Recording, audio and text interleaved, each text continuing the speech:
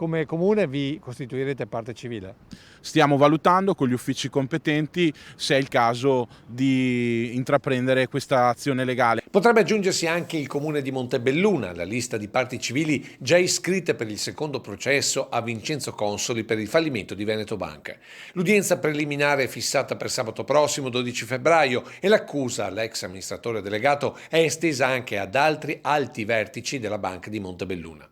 L'imputazione è di associazione a delinquere finalizzata alla truffa, per un caso che sotto alla Loggia dei Grani vede coinvolte come parti lese almeno la metà delle famiglie montelliane. C'è ancora gente in sofferenza per aver perso i soldi di Veneto Banca? Dopo questo problema di Veneto Banca è arrivato il Covid, per cui le famiglie erano già in sofferenza, o meglio, alcune famiglie erano già in sofferenza, se ne sono aggiunte delle altre. Questi due problemi hanno, come dire, scoperchiato delle difficoltà. Noi come comune siamo stati presenti, abbiamo investito più o meno 1 milione di euro per venire incontro a queste famiglie e sostenere queste famiglie. Certo è che quello purtroppo che hanno perso, i risarcimenti sono stati veramente fino ad oggi miseri. Una ferita aperta il 23 giugno del 2017 con il fallimento di Veneto Banca e la cessione a Banca Intesa e che nonostante gli anni è una ferita che non accenna a rimarginarsi. Purtroppo questa ferita non si rimarginerà mai,